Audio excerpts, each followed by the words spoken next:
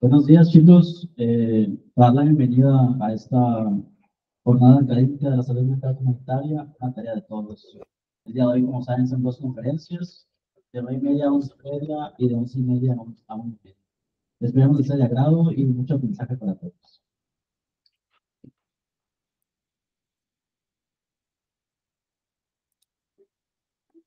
Pues buenos días de nuevo, bienvenidos a ustedes.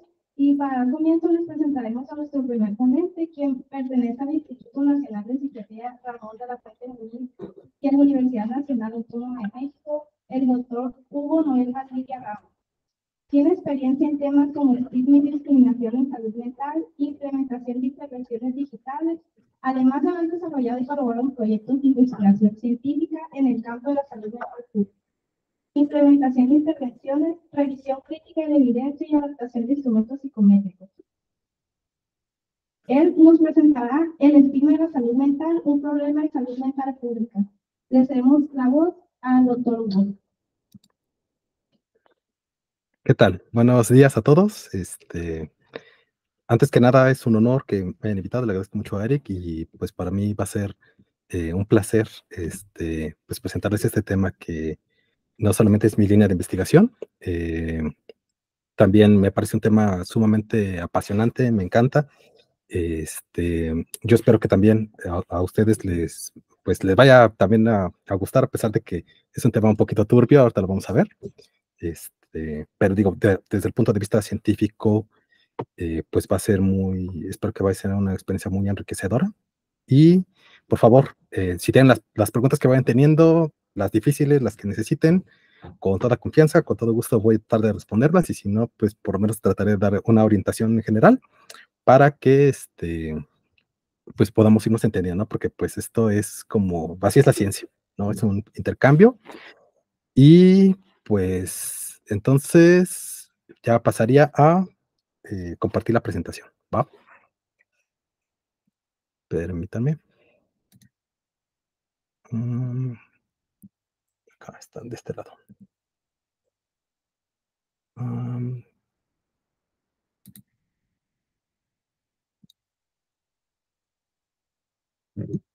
Ok, a ver.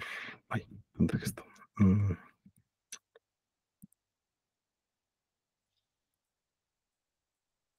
Acá está. Por favor, me avisan cuando ya se vea y todo.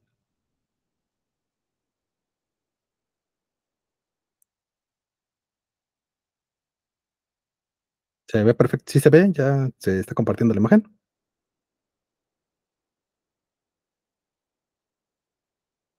Sí. Ah, perfecto. Bueno, pues entonces voy a comenzar, ¿no? Bueno, ya más o menos, bueno, ya dieron una semblanza de mi currículum. Sin embargo, a mí siempre me gusta presentarme desde el principio, ¿no? Entonces, pues yo hice la licenciatura en psicología allí en la FES Iztacala, tierra de Ribes. Hice mi maestría en metodología de las ciencias en el Instituto Politécnico Nacional, y bueno, ahí me formé como metodólogo, y ya más adelante me hice el doctorado en ciencias de la salud en el Instituto Ramón de la Fuente Muñiz, que es por parte de la Facultad de Medicina. Entonces, pues, digamos, esa ha sido como mi historia. Y bueno, de ahí, digamos eso, pues como la semblanza general de lo que voy a presentar ahorita, porque notarán que algunos temas metodológicos son como mucho de mi interés en relación a este problema. Muy bien, pues entonces vamos a comenzar, ¿no? El estigma de la enfermedad mental. A ver, ay, ¿cómo se comparte esto? Acá está, de este lado. Muy bien. Pues quisiera comenzar primero con una pequeña historia, la experiencia de Miguel, ¿no? Un caso real de acá. Pues Miguel es un hombre soltero de 40 años que comenzó a sentirse mal a los 22, mientras trabajaba como cajero en una tienda. Él recuerda que de repente su comportamiento comenzó a cambiar pues drásticamente. Empezó a creer que todos sus compañeros lo miraban, hablaban de él, incluso que él empezó a tener la idea de que podía leer sus mentes y que ellos le querían hacer daño. Al principio, pues trató de convencerse de que pues esto no era cierto, que no era importante esos pensamientos, empezó a tratar de evitarlos y de distraerse, pero un día, mientras trabajaba, el pensamiento se empezó a volver muy intenso y pues él relata que salió corriendo del local donde estaba y que casi lo atropellaban en la avenida. De allí, pues sus compañeros, viendo cómo se empezó a comportar, pues lo contuvieron y lo encerraron en un cuarto hasta que llegaron sus papás, ¿no? Y pues, digamos, esta experiencia de que lo sometieran y lo encerraran, pues todavía lo alteró mucho más. A partir de esto, él pierde su trabajo y pues todo lo que había logrado hasta ese momento, pues él sintió que lo había arruinado todo, ¿no? Que había decepcionado a su familia y pues se había decepcionado a sí mismo, ¿no? Muchas veces, pues cuando uno tiene esta situación y siente que no lo controla, pues se siente débil. Entonces, esto lo lleva a empezarse a aislar cada vez más. Más adelante, busca ayuda en varios lugares. Su familia lo lleva a un hospital psiquiátrico, donde diagnostican primero como trastorno de la personalidad secundaria, a disfunción cerebral, y luego su diagnóstico cambia a esquizofrenia. Cuando le dan este diagnóstico de esquizofrenia, pues Miguel relata que quedó deshecho, ¿no? Perdido, decepcionado de la vida. Sus familiares también, ¿no? Que pensaron que nunca se iba a recuperar, nunca iba a lograr ya nada de su vida. Eh, También, pues Miguel relata que durante este tiempo que pasó en consulta, el médico que lo atendía, el psiquiatra que lo atendía, le decía, ¿no? Que pues él ya no iba a quedar bien, que ya no iba a poder salir adelante, que se preparara para estar así toda su vida, que difícilmente estas personas pues llegan a ser personas que puedan trabajar o tener una familia. Esto pues a Miguel todavía se sintió mucho más limitado, ¿no? Pensó que iba a terminar hospitalizado el resto de su vida. Y pues no solamente le causaba pues el dolor, ¿no? Y la frustración, los síntomas que ya de por sí pues ya la persona pues él ya empezaba a tener, ¿no? Sino además pues toda esta carga. Eh, También menciona que otros personales de salud, por ejemplo, el psicólogo que también lo atendía, pues le dijo también que él empezaba a tener como retroceso psicológico y digamos, ¿no? Todo este tipo de actitudes que tuvo el personal de salud a él, pues todavía, pues ahí los profesionales, ¿no? Entonces él empezó a sentir que todavía más devaluado. Al mismo tiempo, al trato que recibía esto, también pues su familia cambió con él. Al principio se sintió pues apoyado, ¿no? La familia dijo, bueno, tiene esto, vamos a arroparlo. Y a él le gustó que le empezaran a poner atención. Sin embargo, al poco tiempo notó que pues ya no le dejaban estar solo, ya no le dejaban tomar parte de las decisiones importantes. De hecho, él menciona que se sentía como un inválido, que alguien que ya no podía valerse como por sí mismo, que se sentía como un niño pequeño, un bebé. Y pensaba que pues esta situación siempre iba a seguir y que iba a ser eventualmente ya empezaba a sentir que era una carga para su familia. Con el tiempo, pues él tuvo la oportunidad de ser atendido por otros médicos de la misma institución y ya ellos le empezaron a tratar de una manera más diferente. Ya durante las consultas, pues ya no le decían pacientito, enfermito, ya le explicaron bien qué era lo que tenía la esquizofrenia y le empezaron a decir que, pues, empezar a compartir información y eh, capacitando a su familia para que, pues, pudiera llevar un mejor manejo de los síntomas. Ya poco a poco él empezó a sentirse mejor, consiguió otro trabajo y resulta que, pues, se salió como de ese estancamiento en el que estaba atrapado. Entonces, bueno, de la experiencia de Miguel podemos entender que ahí tiene varias capas, ¿no? Esta situación que le pasó. Sin embargo, desde luego, ¿no? Él tuvo este evento que podemos llamar, ahorita vamos a tocar el punto, de enfermedad mental, que yo sé que son psicólogos, ahorita discutimos bien ese conceptito de enfermedad mental, pero no me gustaría tanto centrarme en él por el momento, sino más bien en la situación de que a partir de este evento que surge y que tiene esta etiqueta de esquizofrenia, pues empiezan a suceder muchas cosas en su vida, ¿no? A nivel personal se empieza a sentir devaluado, la familia lo empieza a tratar de otra manera y él se empieza a sentir de una manera y empieza a opinar diferente de sí mismo. Entonces, pues vemos, ¿no? Que en este mundo de la enfermedad mental, ¿cómo es? ¿Cómo lo vemos en la cultura? Si ustedes agarran un periódico, checan las noticias, pues se van a encontrar muchas veces con que varias cosas bien curiosas, ¿no? Por ejemplo, aquí, ¿no? En en esta imagen de acá, vemos, ¿no? En las noticias que muchas veces aparece un triple asesino y después se suicida. Ah, y después sale, seguramente tenía un historial de enfermedad mental, ¿no? Que no estaba diagnosticado. Gente que vemos, por ejemplo, seguramente los conocerán, ¿no? Los tiroteos que han sucedido en Estados Unidos y después de que eh, encuentra a la persona y dicen, bueno, ¿por qué hizo esto? Ah, pues seguramente tenía una enfermedad mental, la persona tenía depresión, tenía ansiedad, tenía algún tipo de trastorno antisocial y por eso se comportó de esta manera. Entonces vemos cómo empieza una narrativa de que la enfermedad mental es la causa, ¿no? De el mal de las personas y eso empieza a ser una explicación de por qué las personas actuaron mal de alguna manera, ¿no? ¿De qué se va acompañando también todo esto? Pues si nosotros lo vemos en muchos medios, cómo se ve esta situación de la enfermedad mental, ¿no? Incluso lo podemos ubicar hasta en nuestro propio lenguaje. Usamos la palabra loco, chiflado, este,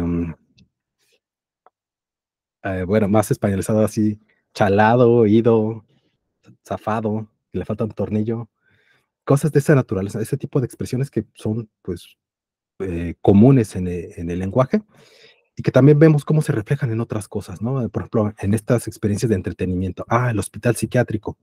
Ya no es un lugar como en el que entras y es un lugar terrorífico del que tienes que escapar, ¿no? Del que es importante no ir, que solo las personas que ya están muy mal, muy dañadas, pues están allí, ¿no? Vemos otras expresiones también en la cultura, como que los pacientes, que las personas que están buscando este tipo de atenciones, son gente que ya ha perdido su humanidad, ¿no? Ha perdido su dignidad y se comportan, pues le dicen, no, pues, lo vemos, ¿no? Ah, pues se comportan graciosos, pues es legítimo, ¿no? Reírse de ellos. El personal de salud, ¿no? Ah, bueno, ellos también son parte del problema, ¿no? También nosotros lo vemos a- en este tipo de expresiones, ¿no? Las personas que están, los psiquiátricos, ah, pues son tan locos como las personas que tratan. Y pues nosotros notamos que toda esta narrativa pues está muy normalizada en todos los medios. Lo podemos ver también en el entretenimiento, las películas, los videojuegos, cómo se trata la enfermedad mental, ¿no? La psicosis, la esquizofrenia, la depresión, los ataques de ansiedad, la ira, ¿no? Naturalmente, personas que tienen esto son criminales, ¿no? Entonces debemos de tener cuidado con ellos porque son impredecibles. Lo vemos en las noticias, donde personas cometen suicidio, asesinatos, tienen problemas de alcoholismo, pues probablemente todo esto viene a partir de la enfermedad mental, algo tendrá que ver con ellos, ¿no? Entonces, eh, digamos, esto es como,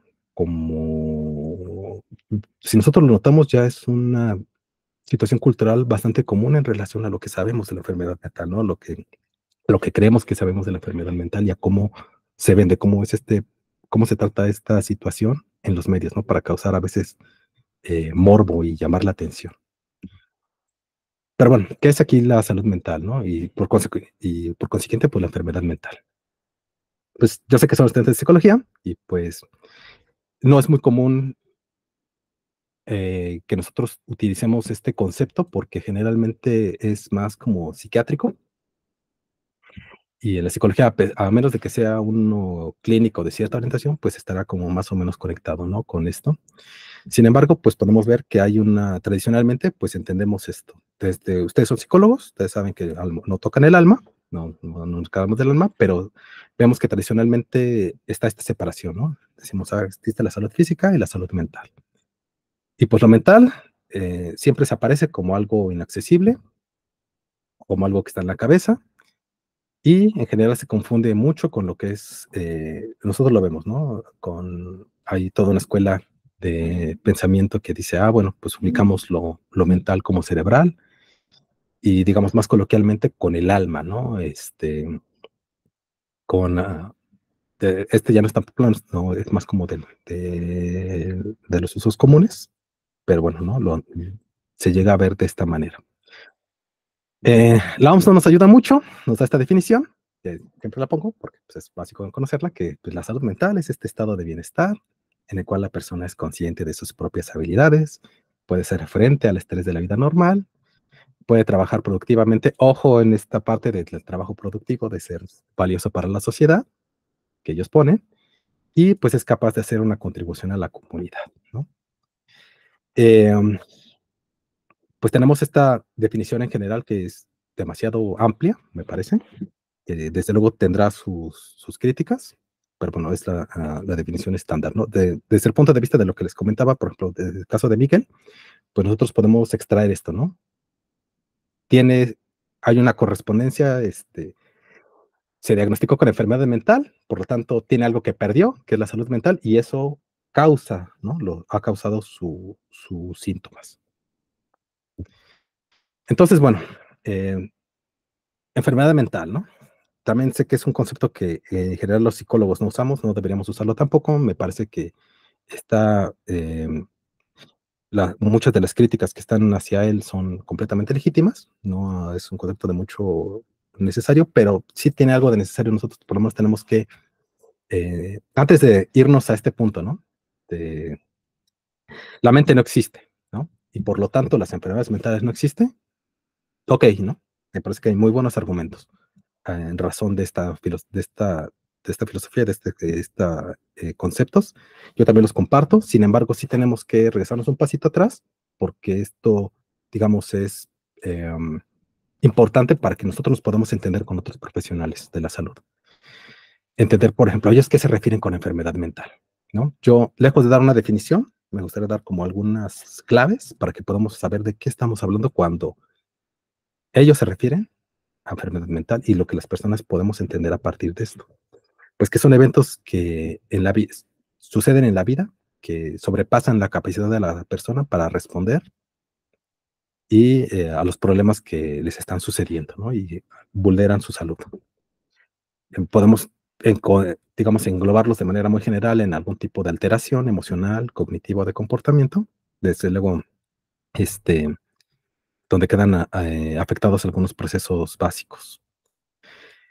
Todo esto hace que a la persona se le dificulte adaptarse a su entorno social y cultural, le trae malestar, este, a él y a su entorno, y pues desde luego todo esto hay un área especializada que se, digamos, lo podemos identificar como el área de salud mental, y pues la persona requiere atención profesional en esa área, ¿no? Hay personas eh, que están capacitadas para tratar ese tipo de problemas. Entonces, bueno, ¿no? Tenemos que esto es la enfermedad mental, y para poner un poquito de contexto en México, me gustaría darles algunos datos sobre esto, ¿no? En este videito corto.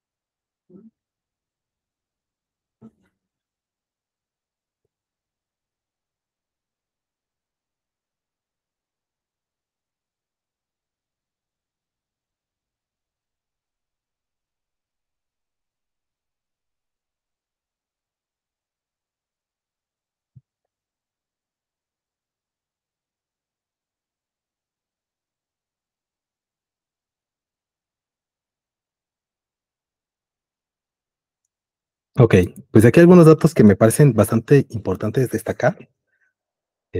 Seguramente algunos ya los conocían. Eh, Falta, digamos, también eh, ponerse, bueno, aquí, ¿no? Si nos da algunas cifras de México, ¿no? Hay alrededor de 15 millones de personas, de mexicanos que tienen algún trastorno mental. Este, por lo menos una persona, es altamente probable que una persona lo vaya a desarrollar entre los primeros años de vida. También sabemos que a día de hoy la depresión es una de las primeras causas de discapacidad, no solamente en México, sino a nivel mundial. Y pues que hay una brecha grande de atención, ¿no? A las personas que necesitan de este tipo de servicios. Eh,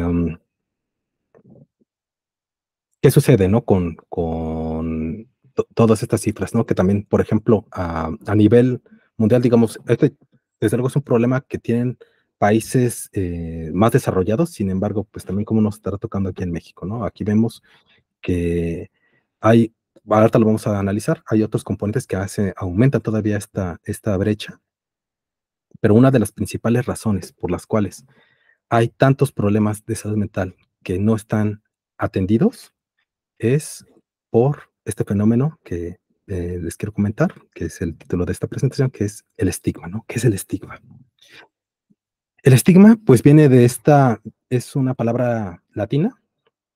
Ustedes recuerdan sus clases de historia en la antigüedad, en la antigua Grecia, a los esclavos o traidores se les marcaba, ya sea se les cicatrizaba o se les marcaba con fuego para que tener esta marca de saber que ellos eran personas que debían ser evitados o rechazados de los lugares públicos.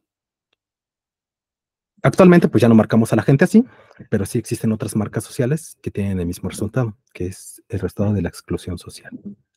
El estigma es pues esto, ¿no? Es una atributos, un atributo que es profundamente desacreditador, con el cual se le relaciona a la persona con características indeseables que nos genera antipatía, que nos genera evitación, que se discrimina, que pierde su humanidad y que es señal para explotación y daño. En este sentido, la enfermedad mental viene a recibir esta parte de estos atributos, ¿no?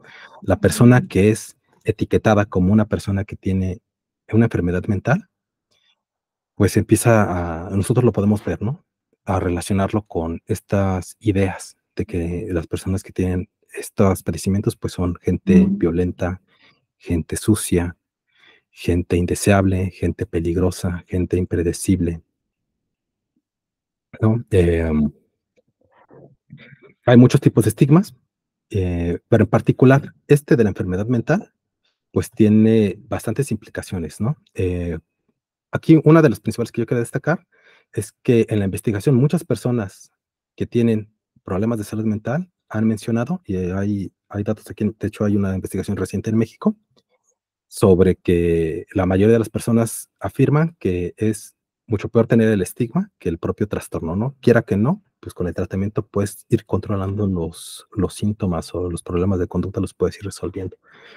Pero la discriminación que sufres a partir de esto, eh, a- digamos, ya no solamente estás lidiando con eso, ¿no? Estás lidiando como lo veíamos en el caso de Miguel, ¿no? Con la pérdida de trabajo, con tu propia devaluación, con tu sentimiento de incompetencia, donde ya, por ejemplo, tus amigos que tenías antes, pues ya no quieren estar contigo, ya no te quieren dejar solo.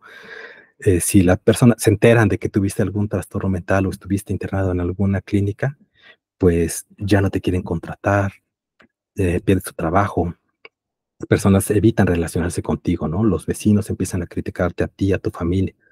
Entonces, toda esta situación, pues lleva a la persona a que se aísle.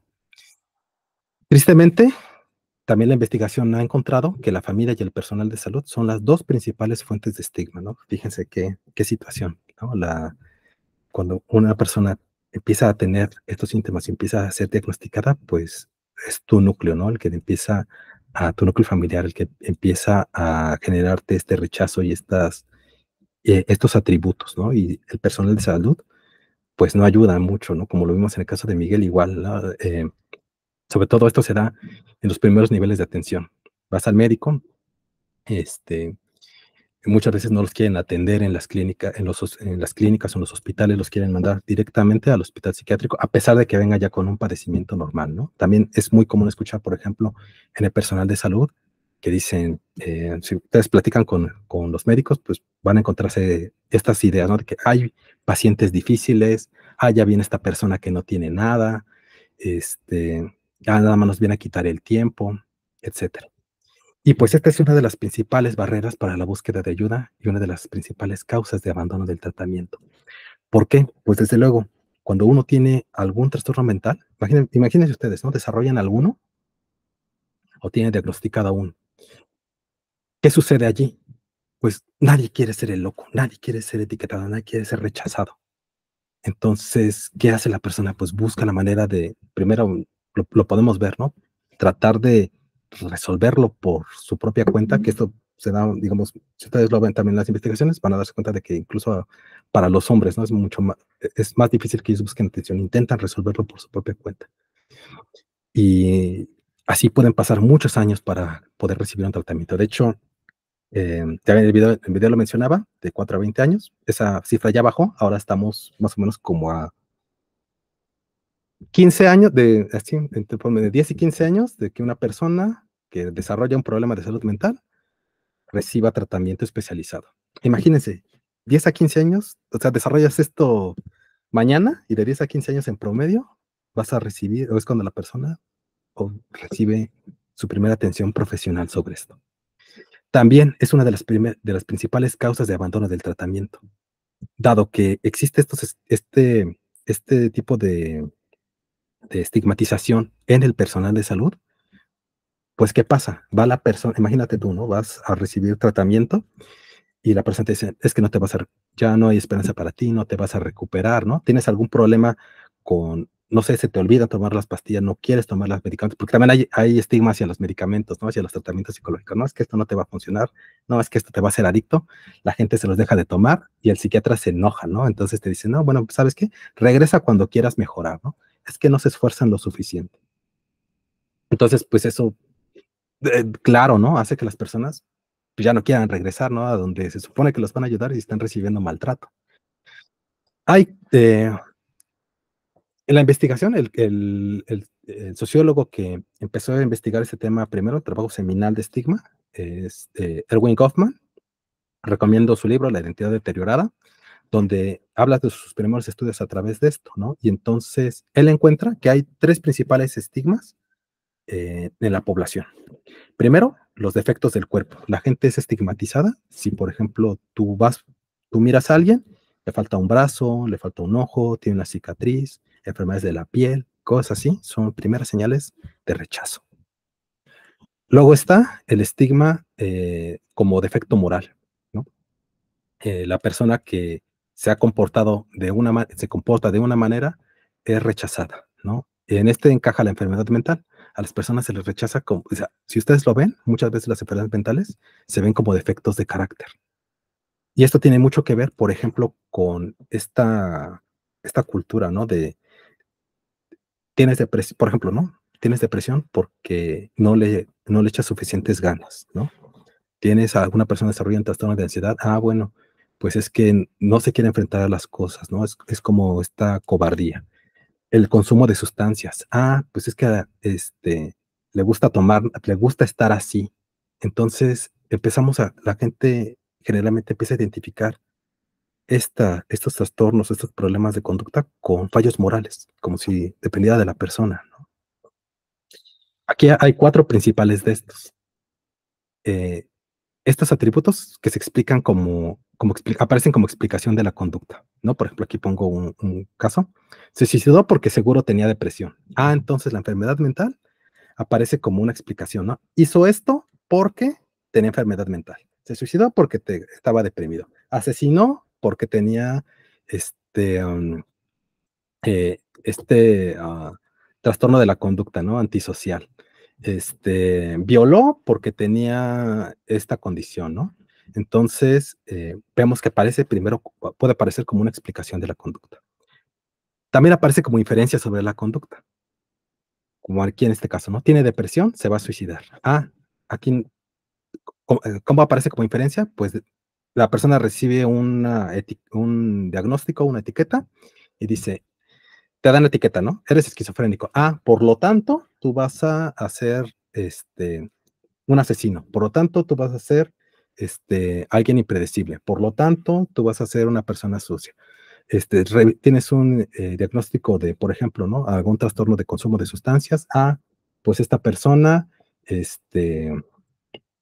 alcohólica, ¿no? O alcoholismo. Ah, bueno, toma mucho alcohol. Ah, pues esta persona es violenta, ¿no? Esta persona es así. Entonces, ya la etiqueta o la etiqueta psiquiátrica se le empiezan a asociar todos estos atributos que en la cultura, si ustedes lo ven, son los que le cargamos a estas personas y sirve para hacer inferencias sobre ellas, ¿no? Lo siguiente, estabilidad de las causas. Que las personas consideren, se ha encontrado que cuando se le atribuye a una persona que su problema no tiene cura, es cuando empiezan las ideas fatalistas. Como ya no tiene cura, entonces ya no hay nada que hacer, ¿no? Ya no vas a quedar bien. Entonces, aquí es lógico que la persona diga, entonces, ¿para qué hago cosas? ¿No? Si esto ya no tiene cura y mi vida ya se arruinó, entonces, ¿para qué me esfuerzo? ¿Para qué hago las cosas? Los psiquiatras, los enfermeros, los psicólogos pueden ir en la misma línea, la familia, ¿no? Ah, pues entonces, ¿ya para qué hacemos este esfuerzo? ¿Para qué hacemos este gasto? ¿Para qué vamos todos los días a hacernos este esfuerzo si ya no va a mejorar la cosa? Y el siguiente, la controlabilidad de las causas, que se le atribuye a la persona que el problema de salud mental que tiene se lo buscó, ¿no? Esto te lo buscaste tú, no te esfuerzas lo suficiente para mejorar. Es que no quieres salir adelante. Es que, como decía, no, es que no le echas suficientes ganas. Y esto pasa en dos sentidos, ¿no? Te puede tanto culpar la familia, el personal de salud y la sociedad por no esforzarte lo suficiente como que tú mismo te digas, ¿no? Yo me imagino que lo podemos ver aquí todos, ¿no? Si, por ejemplo, ¿no? ¿Quién no ha hecho una dieta y a lo mejor la ha roto? Y entonces empieza este evento de sentirse culpable, dice, híjole, ¿por qué no tuve la suficiente fuerza de voluntad como para enfrentarme a esto, ¿no? En las enfermedades mentales sucede lo mismo, bueno, en las enfermedades mentales y trastornos de la conducta sucede lo mismo, ¿no? Las personas a veces se sienten que no están haciendo lo suficiente y pues esto empeora las cosas, ¿no? De hecho, también lo podemos ver, estos atributos los podemos ver también en otros casos que son ejemplares de otros tipos de estigma. Por ejemplo, eh, el VIH y el SIDA, ¿no? Se han hecho investigaciones donde se encuentra que, por ejemplo, alguien es diagnosticado con SIDA,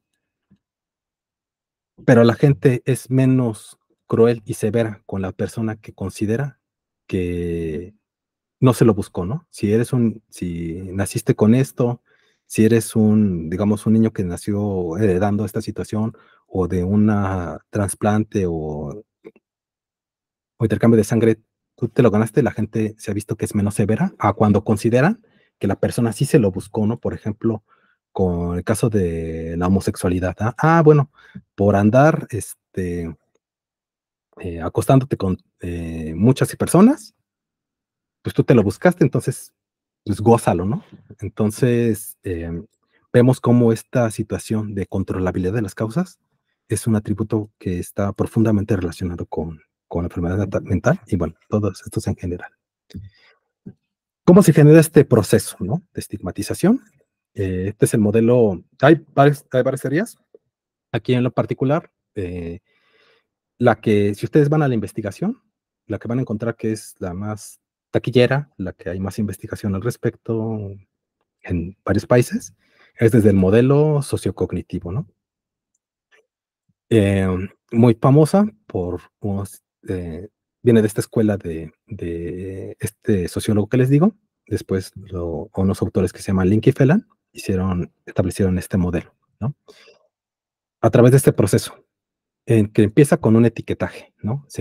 A la persona se le asigna una etiqueta, las características de lo que es la enfermedad mental, y pues aparecen los estereotipos. ¿Qué son los estereotipos? Pues son estas creencias que están en la cultura, ¿no? En relación a ciertos grupos. Entonces, encontramos estereotipos de todos tipos. Piensen en los que tenemos en general, ¿no? Pues los mexicanos les gusta, comemos chile, somos fiesteros, podemos decir, los podemos encontrar en otros lados, ¿no? Los japoneses o los orientales son buenos para las matemáticas, los negros juegan básquetbol, las personas de bajos recursos son sucias, etcétera, ¿no? Estas ideas estereotipadas, pues aparecen y se le asignan a este grupo, ¿no? Nosotros vemos cuáles son las ideas que están asignadas a la enfermedad mental y, pues que están predominantemente en la cultura, ¿no? La persona las cree. Después aparece estos estereotipos se combinan con el prejuicio. ¿Qué es el prejuicio? Pues es cuando estas creencias se asocian, ustedes lo pueden ver de sus clases de psicología conductual, se asocian con emociones, ¿no? Entonces, tengo la creencia de que la persona es peligrosa, lo asocio entonces con una respuesta de miedo, ¿no? De ansiedad. Y entonces, pues se va haciendo así un historial de aprendizaje sobre cierto tipo de personas. De las personas con enfermedad, esta persona que tiene ese diagnóstico es peligroso, ¿no? Esta persona que tiene este diagnóstico se le debe evitar. Después empieza este proceso de separación, ¿no? Es una relación de poder. Nosotros, desde luego, como nadie quiere estar en este grupo parece, ¿no? O sea, siempre polarizamos. Los sanos contra los enfermos. Los estigmatizados contra los estigmatizadores. Nosotros somos los que estamos bien, nosotros somos los sanos, y los que tienen la enfermedad son ellos, ¿no? Empieza este proceso de asignar grupos. Pasa el segundo, se continúa con esta pérdida de estatus, ¿no? El grupo de ellos, que son los que están mal, empiezan a recibir todas estas cargas de atributos, ¿no? Son personas con las que no debemos estar, son personas con las que no queremos estar. Ustedes creo que lo podemos pensar, ¿no? Yo siempre invito a la gente a que haga este ejercicio de que piense, por ejemplo, en su propia vida, ¿no? ¿Cuáles son las primeras ideas que tú tuviste en relación a personas que tenían alguna, o que podemos identificar con algún tipo de enfermedad mental, ¿no? A lo mejor en algún momento, no sé, ¿no? Tú viste a alguien, tus papás te dijeron, mira, no te acerques ahí, no te juntes con él. ¿Cuáles fueron tus reacciones? Piensa, por ejemplo, qué emociones, qué eventos, ¿no? Hasta, ¿qué piensas tú cuando escuchas algo así, ¿no? Cuando escuchas, esta persona tiene bipolaridad, esta persona tiene esquizofrenia. ¿Cuáles son tus primeros recuerdos? Rastréalos, ¿no? Y pues que finalmente nos llevan a esto, a la discriminación y a las conductas de exclusión, ¿no? Al rechazo. Pues hay varios tipos de estigma. Tenemos que todos estos aparecen al mismo tiempo y en diferentes niveles. Nosotros los separamos para fines de investigación, pero todos se presentan en el mismo momento, y ahorita los vamos a identificar, ¿no? El autoestigma, que es estas atribuciones que la persona misma se hace sobre lo que está sufriendo, ¿no? Vemos como en el caso de Miguel, al principio. Le dicen, tú ya eres una persona que ya no va a salir adelante, eres una persona que ya va a tener esto siempre, que ya no va a poder trabajar, tener una familia, llevar una vida plena. ¿Qué pasa? La persona se las empieza a creer, ¿no? Asume que ya empieza a tener esto, empieza a ver sus propias conductas, empieza a ver que ya no puede desempeñarse de la misma manera, se empieza a creer lo que tiene y empieza la misma persona a alejarse, a decir, ¿para qué, por ejemplo, el caso de la pareja, ¿no? ¿Para qué voy a buscar pareja si me va a rechazar? ¿Para qué voy a buscar trabajo si no me lo van a dar? También se conoce como estigma personal, por si les interesa buscarlo en investigación. Está el otro estigma por asociación, que es ahorita vamos a profundizar un poquito en cada uno de estos. Estigma por asociación, estigma público, que son estos tres componentes de ignorancia, prejuicio y discriminación y el estigma estructural.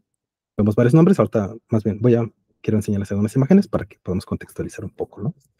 En este del autoestigma, ¿no? Es unas imágenes que hizo un artista, Shaun Cos.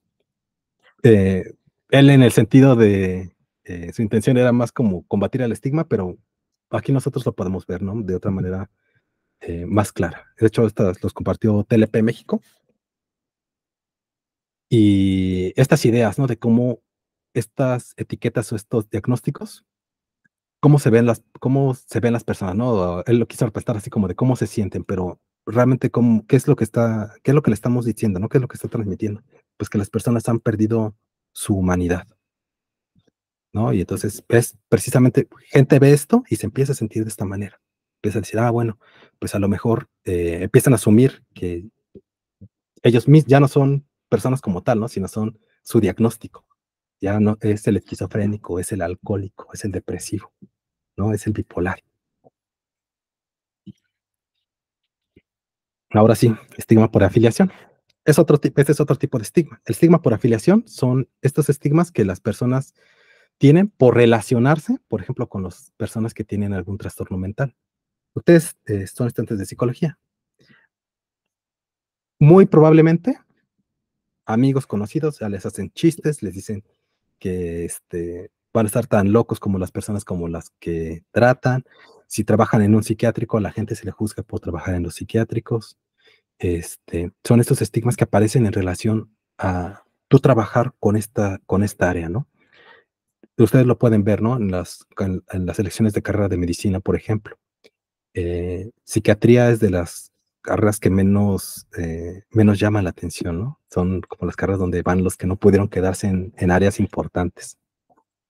Entonces, o las que llaman importantes, ¿no? Nosotros lo mismo lo vemos, ¿no? Los psiquiatras, pues ellos son chocheros, ¿no? Ellos no saben nada, ni siquiera hacen ciencia.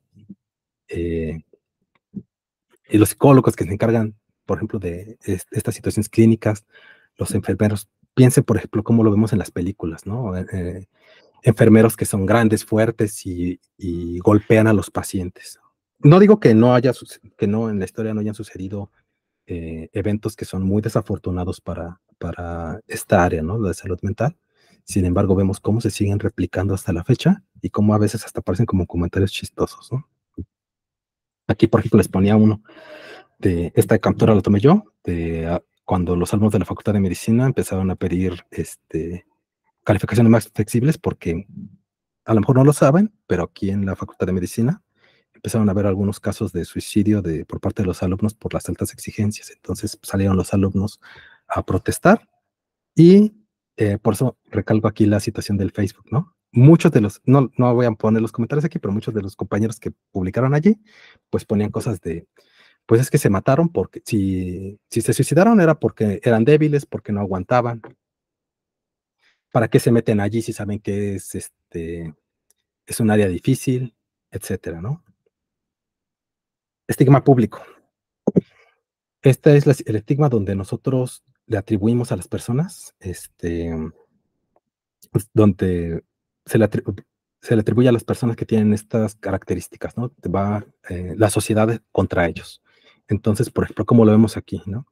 Empieza con estas ideas. Tenemos una idea de lo que es la enfermedad mental, tenemos esta situación de prejuicios y los discriminamos. Este es el estigma del que les estaba hablando, por ejemplo, el que ejerce la familia, el que ejerce el personal de salud contra este grupo de personas y el que ejerce desde luego la cultura, ¿no? Nosotros podemos ver en la cultura que hay muchas ideas, ¿no? Sobre estas personas, ¿no? Están en lugares que el hospital psiquiátrico es como la cárcel, que tienen que usar camisas de fuerza, que tienen que estar medicados o drogados todo el día, ¿no? El estigma estructural, que es a pesar de todos a veces, muchas veces, ¿no? Todos los esfuerzos que la persona hace por salir adelante, ¿qué sucede? Se refiere a todas estas estructuras sociales.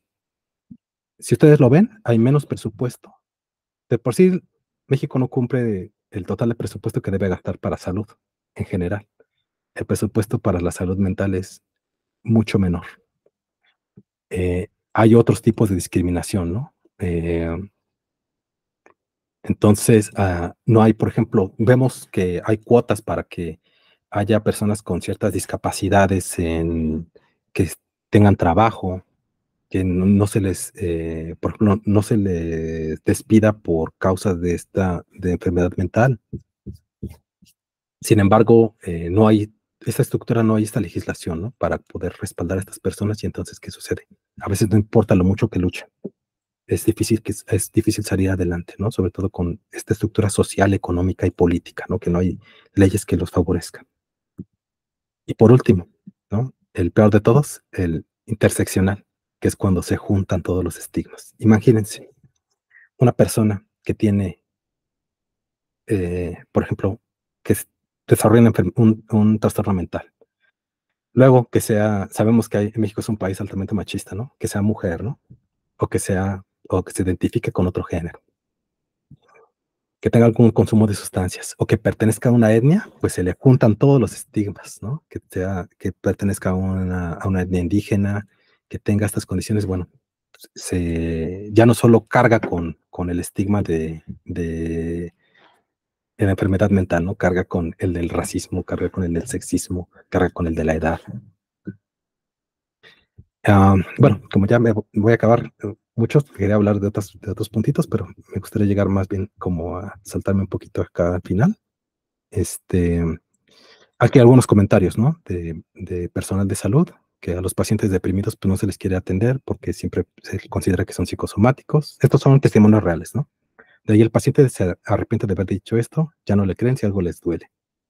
También los discriminan por enfermedad mental. En la clínica de alimentación he oído, ay no, ya ese piso me lo salto porque huele a puro vómito.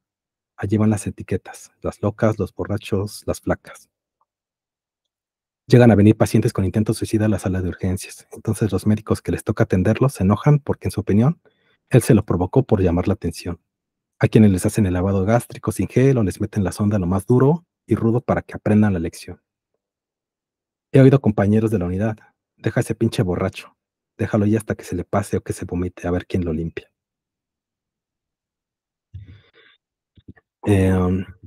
Y bueno, ¿no? Un poco de la investigación. Ahorita regreso a esta parte. Estigma de las comunidades indígenas. Esta situación de la interseccionalidad, ¿no? En particular, me imagino que este punto les parecerá altamente interesante. De hecho, no hay mucha investigación. Hay un puñado de investigadores que hacen sobre el estigma en ciertas comunidades indígenas y áreas rurales. Esto es complicado, ¿no? Porque de entrada es otra cultura, ¿no? Si ustedes ven, pues nosotros tenemos este modelo, ¿no? Quiera que no, biomédico, ambiental, y viene pues toda esa tradición europea, ¿no? Lo podemos llamar occidental, ¿no? Entonces, a la hora de investigar sobre las comunidades indígenas, pues nos damos cuenta de que no tienen la misma definición de salud mental, no tienen la misma definición de problemas de salud mental. Ustedes lo notan, muchos de ellos se refieren a los trastornos afectivos o emocionales como los nervios, el susto, el mal de aire, ¿no? Para referirse a este tipo de cosas. Y pues generalmente se tratan con forma herbolaria o ritual, o en comunidades, por ejemplo, que ya México es un país muy católico, pues van con el sacerdote, ¿no? Muchas veces en estos los identifican los trastornos mentales como corporales. Entonces, si no resultan estos tratamientos herbolarios o rituales, muchas veces ellos asumen que son condiciones de la vida normal. Entonces normalizan su sufrimiento. Si ustedes lo ven, por ejemplo, en este tipo de comunidades muchas veces se da que las personas hay mucho consumo de sustancias, mucho alcoholismo. ¿Qué pasa allí? Pues a la hora de que se le ha entrevistado a mujeres indígenas sobre esta situación que tienen sus maridos o sus hijos, pues ellas consideran que dado que es una condición como ambiental que no está dentro de sus cuerpos, que es algo que sucede fuera de ellos y sucede en toda la comunidad, es algo inevitable de tratar, ¿no? Entonces, pues asumen que simplemente que la vida es así, ¿no? Que el marido tiene esa situación, que el hijo tiene esta cosa y que no pueden hacer nada al respecto para aliviar su sufrimiento, entonces dejan de actuar.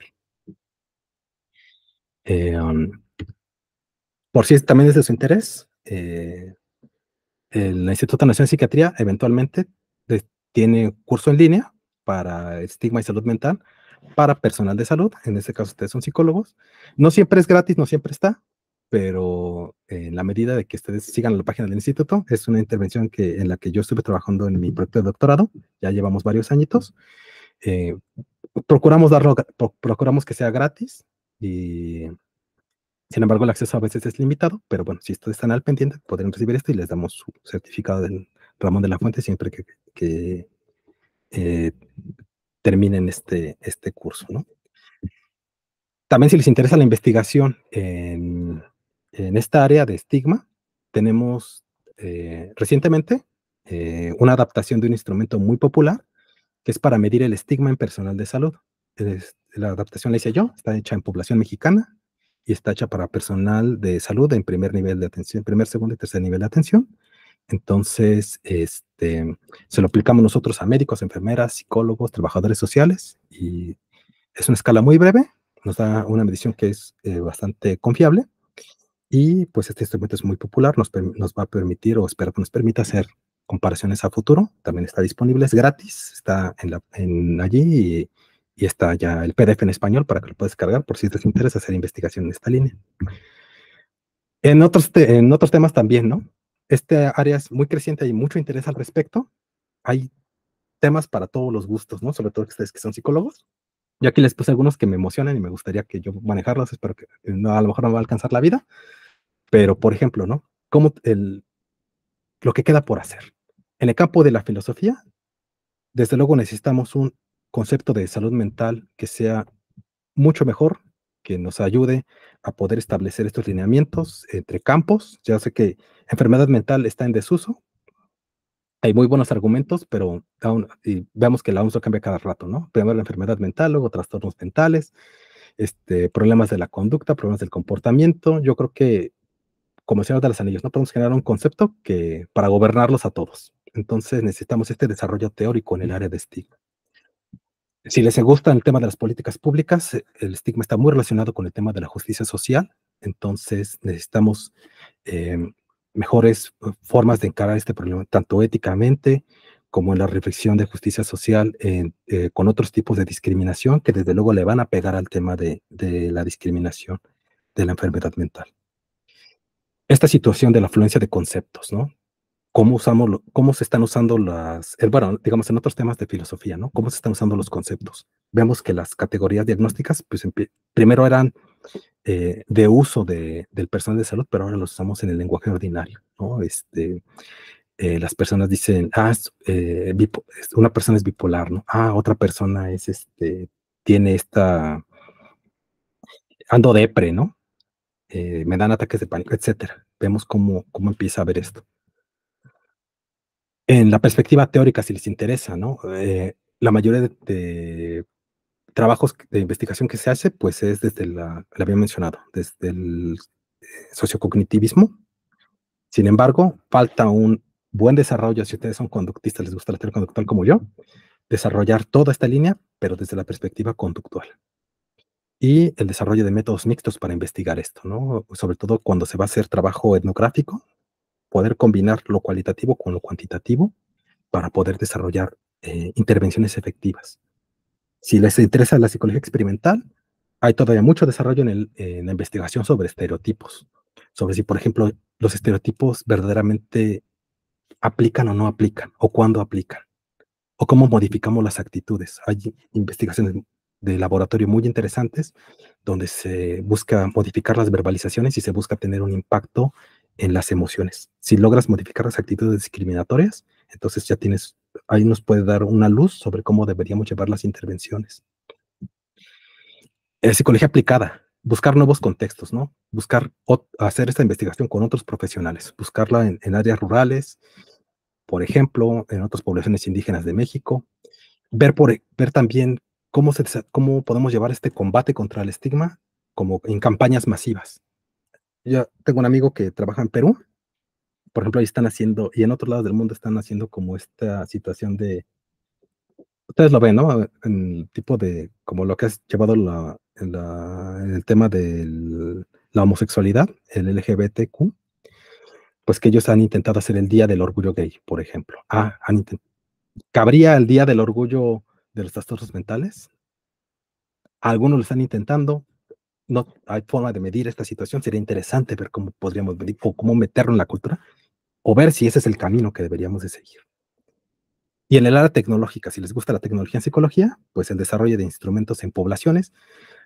Hay un solo instrumento en Latinoamérica para el estigma, que está hecho desde Latinoamérica. Generalmente nosotros lo que hemos hecho es traernos de otros lados, pero desde luego hay barreras culturales que tenemos que sortear para que esos instrumentos queden bien adaptados, ¿no? Pero si les interesa, hay muchos instrumentos, bueno, más bien hay muchas áreas donde pueden generar instrumentos específicos para esto, ¿no? Sería interesante ver un instrumento en Latinoamérica o de México para, por ejemplo, estigma hacia el suicidio, estigma en población juvenil, estigma hacia, no sé, ¿no? Enfermedades, por ejemplo, hasta algunas enfermedades por- o condiciones como la obesidad, etcétera, ¿no? Y intervenciones digitales, también que estamos ya en esta era. Hay algunos desarrollos en estigma, no en México, estos los he visto en España, pero ya empiezan a haber algunas humildes aplicaciones para, por ejemplo, combatir el estigma en jóvenes del suicidio, ¿no? Y evitar que, porque es una de las primeras causas de muerte en la población juvenil, o sobre el trastorno obsesivo compulsivo, o sobre el juego, ¿no? Problemas relacionados con juego y adicciones. Hay por ahí algunos intentos de aplicaciones e intervenciones digitales que empiezan a ver, por si les interesa este tema, por si le mueven a la programación, el campo está completamente abierto. Y bueno, esto sería todo por mi parte. Ahí les dejo mi correo, hnvaldiviar@comunidad.unam.mx. Ahí tengo material disponible por si les interesa el tema, que es de Pero si no estoy loco, que salió en 2012 del Instituto Nacional de Psiquiatría. Y también les dejo algunas páginas que son de organizaciones mundiales que se encargan de intervenir en este problema, porque tienen muchos recursos, tienen algunos material en español disponible. Hay también un curso de la Organización Panamericana de Salud, que si ustedes lo hacen, lo completan en 2 días o 3 días y les dan su certificado. Y es eh, específicamente para personal de salud que esté interesado en este tema. Y bueno, con esto concluiría.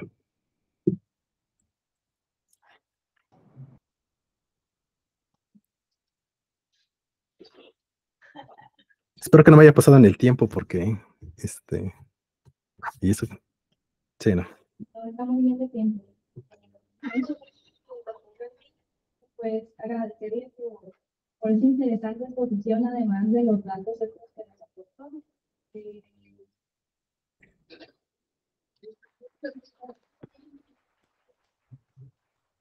y pues ahora vamos a abrir la ronda de preguntas.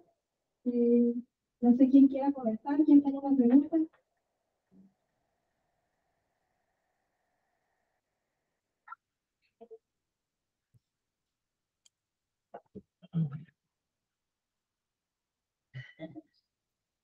Buenos días, mi nombre es Raquel, del Segundo Asistente de Psicología.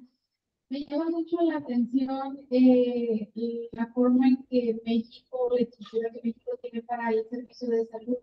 Ya sabemos que es un poco los recursos que se aplican en la medicina normal, como se menciona ahorita, ¿no? Lo normal y lo que no es normal en las medicinas experimentales, que es mucho menos el presupuesto que se aporta para este problema, siendo que ahorita en México, después de la pandemia, pues se ha disparado mucho esta enfermedad mentales. No sé qué pueda. Ah, la última parte no te la entendí muy bien, pero ¿me la podrías repetir, por favor? Y disculpa. Y es que me llamó mucho la atención que mencionara que no, el presupuesto en cierto real no para las enfermedades mentales no hay una prioridad. Sin embargo, sabemos que sí, porque a raíz de la pandemia se ha disparado más las enfermedades mentales. ¿Quién pudiera aportarnos o decirnos como alguna esperanza o algo la investigación? Vaya, que mejore Ah, esta situación. ok. Sí, no, bien interesante este punto que mencionas, ¿no? Sobre de la pandemia. Sí, desde luego, ¿no? O sea, nosotros lo vimos, que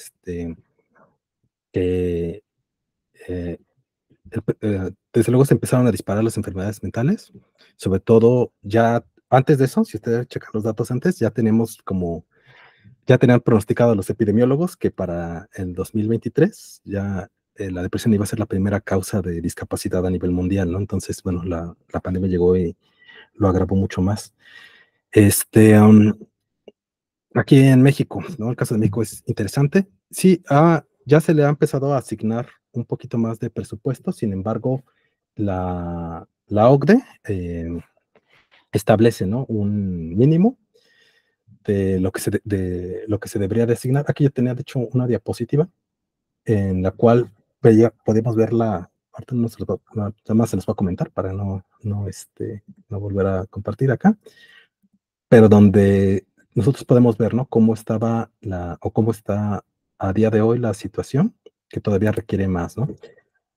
La OMS dice que deberían destinar los países de la OCDE del Producto Interno Bruto en salud el 10%.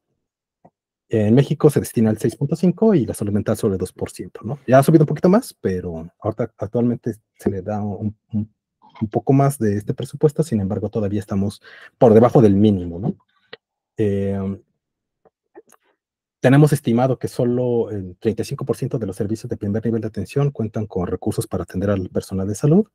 Y pues desde luego hay una gran carencia de profesionales, ¿no? Por cada 100,000 habitantes existen 3 enfermeros, 1.6 psiquiatras, un médico, un psicólogo, 0.5 trabajadores sociales y 0.19 terapeutas de rehabilitación, ¿no? Entonces, aquí, desde luego, es esta situación del estigma estructural, ¿no? Que no todavía son varias razones. En principal, las políticas públicas en relación con lo que conocemos, por ejemplo, ¿no? Como justicia social, pues todavía está como muy devaluada la figura de la persona que tiene enfermedad mental y todavía no se toma la suficiente atención, ¿no? A mí, por ejemplo, va a sonar como politiquero, ¿no? Pero me llama la atención que en los debates que últimamente ha habido, siempre se menciona la salud, ¿no? Pero no se menciona más que por encima, o cuando alguien se los pregunta de manera muy aislada, situaciones para la salud mental, ¿no? Siendo que muchas de estas condiciones pues ya empiezan a ser de las primeras causas de discapacidad, no solo la depresión. La gente prefiere ir al trabajo, ¿no? O a la escuela más con un brazo roto que con algo que de plano lo deja en la cama, ¿no? Desde luego también todos estos estigmas pues afectan a diferentes niveles, como ya se les mencionaba. La carrera de medicina, ¿no? ¿Cuántos médicos quieren ser psiquiatras? ¿Cuántos enfermeros o personal de salud, de las personas que se dedican, por ejemplo, a enfermería, quieren dedicarse a la enfermería psiquiátrica? Sus sueldos, desde luego, son mucho menores que los de otros profesionales de la especialidad, que toman lo mismo, ¿no? Pero son inferiores a los de otras especialidades. Mismo psicología, ¿no? Que ustedes van a hacer. Chequen cuánto están, por ejemplo, las opciones de cuánto puede ganar un psicólogo, los que se van a dedicar a la clínica, versus otras especialidades que están como las que están mayor remuneradas o son más taquilleras, como la psicología organizacional. No estoy diciendo nada contra las organizacionales, pero pues notemos, ¿no? Cómo está el estado de las cosas en esta relación, a pesar de que vemos que la demanda de estos servicios pues se ha incrementado, ¿no? De hecho, por ahí hay un fenómeno social bien interesante, que es esta situación del el culto a la salud, ¿no? Que ya hay ahora, y de sobrediagnosticar todo como enfermedad mental, ¿no? O como problemas psicológicos. Vemos que hay situaciones, por ejemplo, donde la gente, ¿no? Dice, fallece un familiar, ¿no? Son situaciones que no necesitan tratamiento porque son parte de la vida, o te deja tu pareja, ¿no? O pierdes el trabajo. Bueno, son dolorosas y todo, son parte de la vida, no necesitas tratamiento psicológico, pero desde luego empieza a haber como esta situación de demanda, ¿no? Hacia ellos, hacia estos servicios, y aún así, pues, pues vemos como este tipo prácticas, pues entra en la desconfianza, sobre todo de los gobiernos locales. No le apuestan mucho a la psicología, no le apuestan mucho a la psiquiatría. No tenemos todavía como esa penetración de los modelos basados en evidencia. No sé cómo sea allí con ustedes, pero por ejemplo aquí, yo aquí en México lo veo mucho, ¿no? Yo que me cargo eh, pues hacer esta investigación para que las personas que tienen, quitar esta brecha, ¿no? Que las personas que tienen estos problemas de salud mental vayan a servicios. Muchas veces sucede de que la misma gente me dice, es que sí, ya fui al psicólogo. Y entonces, básicamente lo que hacen es, bueno, ¿a qué psicólogo fue, no? A ver, tiene su ficha, ¿qué le dijeron, no? Este, Van con una persona que puso su lona fuera de su casa y está dando terapia, ¿no? Entonces, eh, eso demerita mucho la práctica legítima, la práctica regulada. Una persona que estudia nada más 4 años de la carrera y se pone a dar terapia o quiere tratar temas complejos, pues eso también repercute en tanto en la salud de la persona y desde luego disminuye la confianza en estos servicios y no se les asigna más presupuesto porque, pues como no hay efectividad, no hay evidencia, no hay eficiencia, pues también el presupuesto no lo ven como prioritario para el presupuesto. Hay países donde hay un poco más de regulación y entonces se les asigna más y, por ejemplo, ahí los servicios de psicología pues entran más como en prevención, en... Ajá, y bueno, se disminuye mucho esta brecha, entonces, este, pues sí, ¿no? Tenemos esta serie de problemas que están como entrelazados entre lo económico, lo político y lo cultural. Ahora sí te contesto tu pregunta, compañera.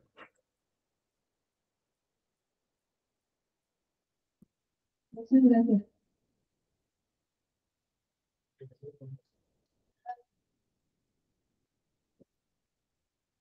Gracias. ¿Se escucha? Sí. La pregunta es de que si el concepto de salud mental es tan escabroso, ¿por qué estoy utilizando ese tipo de estigmas de los enfermos mentales y todo lo que se conlleva con eso? No, disculpa, casi no escuché sí, suena mucho eco el micrófono. Disculpa, si me puedes repetirlo, por favor.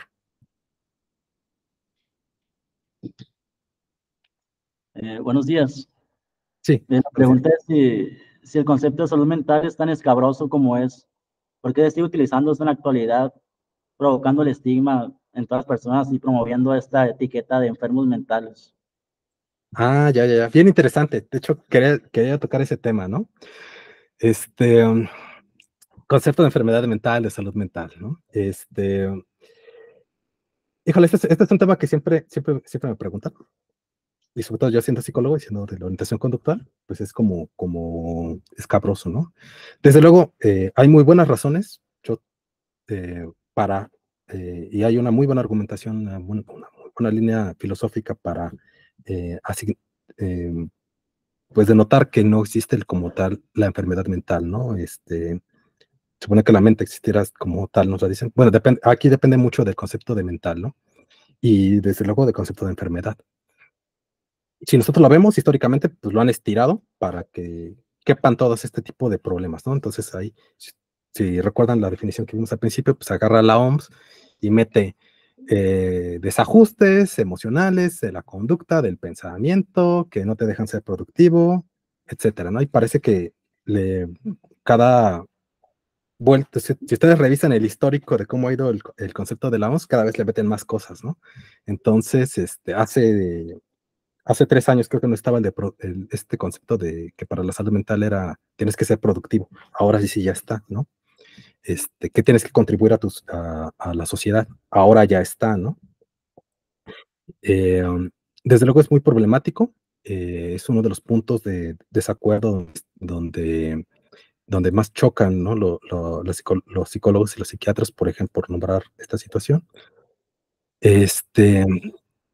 Y en lo particular, ¿no? Como en la práctica ya se ha ido eliminando o buscamos restringir cada vez más ese uso de enfermedad mental, incluso de trastorno mental, porque pues enfermedad mental es más como un eufemismo, no resuelve realmente el problema que está asociado a este uso de términos. En lo personal buscamos usar personas con problemas de salud mental. ¿Por qué defendemos no? Buscamos que se utilice más el concepto de salud mental, más como del tipo el área de salud mental, que como la entidad salud mental, ¿no? O sea, si tú lo diriges al área de salud mental, bueno, pues sabemos que es una parte en un edificio, sabemos que hay un grupo de profesionales que se están encargando de esto, y a lo mejor aunque a grosso modo se diga que tienes un trastorno, pues realmente, o enfermedad, estoy casi seguro que no hay ningún psiquiatra que verdaderamente opine a día de hoy que la persona verdaderamente se enfermó de la mente tal como la conocemos, ¿no? Y básicamente se sigue usando ese uso, por ejemplo, ¿no? Ahorita en esta presentación, ¿por qué le llamamos el estigma de la enfermedad mental? Pues básicamente porque es el nombre del tema, ¿no?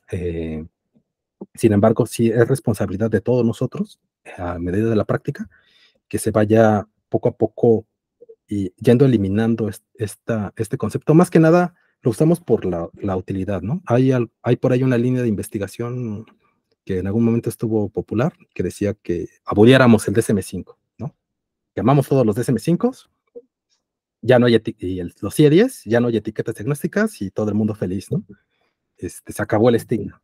No necesariamente funciona así. Si tú te dan un diagnóstico, llamémosle esquizofrenia, ¿no? A lo mejor, al recibir te dicen, tienes esquizofrenia, y otras personas se enteran de que tienes esquizofrenia, entonces ese, digamos, es el estímulo para que te empiecen a tratar de forma excluyente. Pero no es la única forma de exclusión que hay. Simplemente pueden ver que te comportas de una manera diferente y empezarte a juzgar a partir de eso. Entonces, regresemos a esta parte de los atributos. A veces la etiqueta no solamente funciona como explicación, también funciona como inferencia, ¿no? Entonces, y desde luego la discriminación sobre este tipo de problemas existía pues antes de que existiera el APA, ¿no? Digamos, la lucha no va por allí, pero desde luego sí necesitamos un mejor bagaje conceptual y uno que nos permita interactuar a todos los profesionales, ¿no? El área de psiquiatría, desde luego, está consciente de que a la hora de utilizar estas etiquetas, puede ser, pues tiene fallos, ¿no? A la hora de hacer mediciones. Pero, por ejemplo, me preguntan a mí siempre los epidemiólogos, bueno, si no vamos a utilizar etiquetas, entonces dinos cómo hacemos epidemiología, ¿no? Necesitamos más o menos un concepto una colección de cosas en la cual podamos llamarle de una manera para poder decir que estamos midiendo esto, ¿no? Entonces, no es perfecto, pero pues es lo mejor que tenemos. Y desde luego, ¿no? Yo también soy el primer fanático en el momento en el que haya una mejor definición hacia esto, que por ejemplo, creo que una que puede ir mejor encaminada son problemas psicológicos, ¿no? Aunque también en lo psicológico va a haber las personas que van a decir, bueno, entonces, ¿qué es lo psicológico? Y vamos a tener que abundar mucho más en este concepto. Otros abogan por el concepto de bienestar psicológico sobre salud mental para ya eliminar lo mental de allí. Pero también, por ejemplo, llamarle bienestar también tiene sus problemas, porque entonces, si te sales fuera del área del bienestar, como lo concebimos como un fenómeno económico, político, entonces, ¿qué tienes, no? ¿Qué eres? ¿Qué es lo que te está sucediendo? Entonces, toda esta parte es desde luego, problemática, está en debate, se sigue utilizando pues más como usos. Yo creo que aquí lo que sí tenemos que hacer para podernos entender entre todos es saber de qué estamos hablando, ¿no? Es como el concepto de Dios, ¿no? La gente dice, bueno, ¿crees? Dios no existe, o dice, bueno, ¿a qué te refieres con Dios, no? Dios para ti es esta entidad metafísica, es un señor que está en el cielo, es la naturaleza, ¿de qué, no? Entonces, ya desde allí ya podemos pues tener un punto de encuentro para poder establecer mejores métodos y poder llevar una investigación conjunta, ¿no? Afortunadamente, esto ha ido mejorando con el tiempo. A mí en la FES Iztacala, pues, por ejemplo, sí me enseñaron, ¿no? Que hay, bueno, extrañamente, ¿no? Realmente nunca me gustó, pero tenían esta situación de hacerle la guerra a la psiquiatría. Entonces, ya trabajando con psiquiatras, pues te das cuenta de que no es, tampoco no llevan 50 años estancados, ¿no? Intentan hacer sus cosas. Desde luego les falta una mejor preparación filosófica, epistemológica a ellos. Creo que ahí es donde la psicología social y la filosofía de la psicología puede hacer muchísimos aportes, y desde luego, ¿no? Están, me gustaría ver, no, me gustaría verlo, yo sería de los primeros que usaran un mejor concepto para englobar todos estos problemas que son de índole psicológica, y que pudiéramos caminar todos juntos.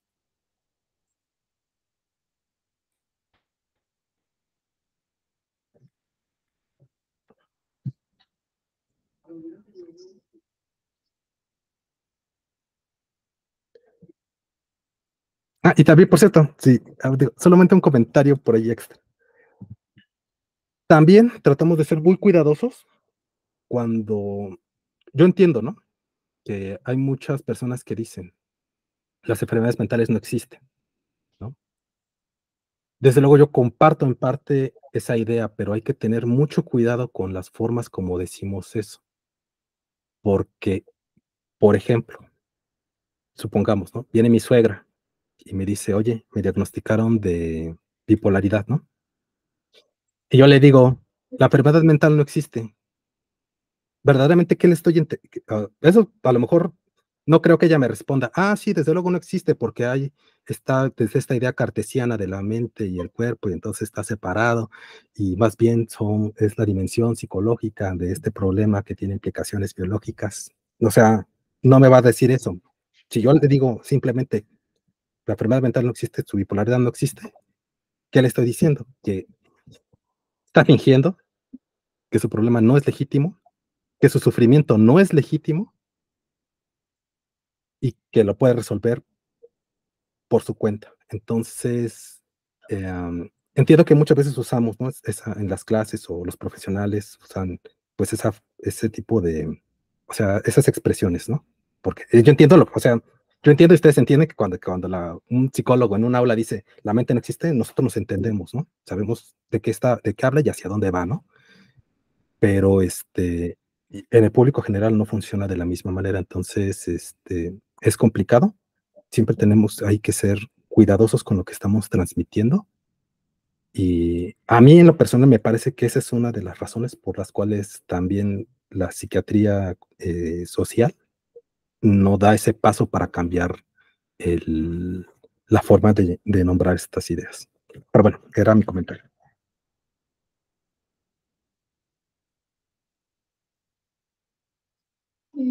Hola, mi nombre es Luis Andrea, estoy en psicología. Mi pregunta, bueno, pues antes de pues muchas gracias, es un tema muy interesante, tratando de aplicarlo a la realidad.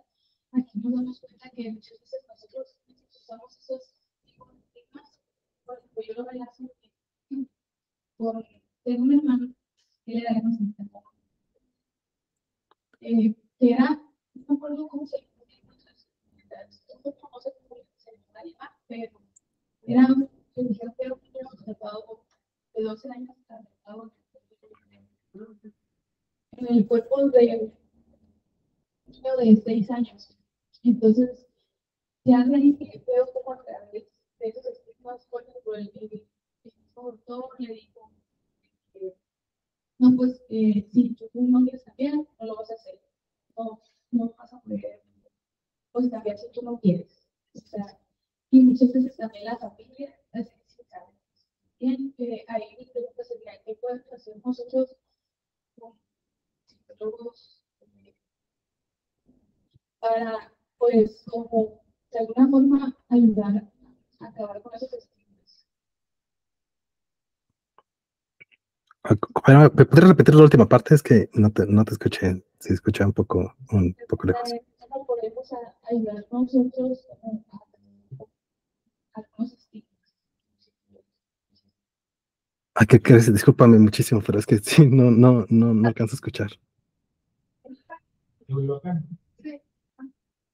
La pregunta, Hugo, es, como psicólogos, ¿qué consideras que hay que hacer para acabar con, o por dónde entrarle para exterminar esos estigmas?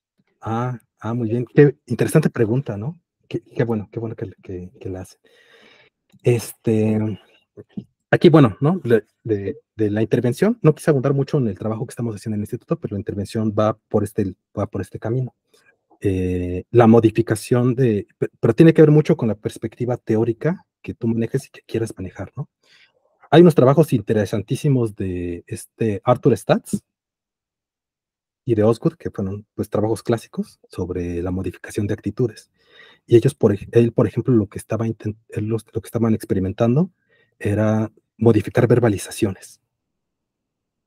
Consideraban que a la hora que la modificación de las verbalizaciones tenían un impacto en las actitudes y desde luego asociarlas con otras ideas, ¿no? Entonces, tratar de buscar nuevas asociaciones por ejemplo, palabras que fueran, que ya tuvieran una carga emocional, ¿no? Eh, Hospital psiquiátrico, camisa de fuerza, etc. Y tratar de asociarlas no con las mismas emociones desagradables y modificar las actitudes. Entonces, digamos, esa es una perspectiva, ¿no? Eh, Desde luego también la escuela cognitiva ha hecho sus propios intentos, ¿no? Ellos, por ejemplo, muchas de sus intervenciones están dirigidas a cambiarte las creencias equivocadas, ¿no? Por ejemplo, ¿no? Decir, la enfermedad mental es contagiosa. Y entonces de que tú te repitas, te dan la información y que tú intentes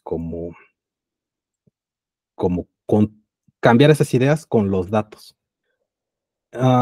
Esas han tenido más o menos éxito. O sea, realmente es complicado, ¿no? Porque hay una situación bien curiosa con el personal de salud. Los psicólogos en general, bueno, lo que se ha observado es que el personal de salud, psicólogos incluidos,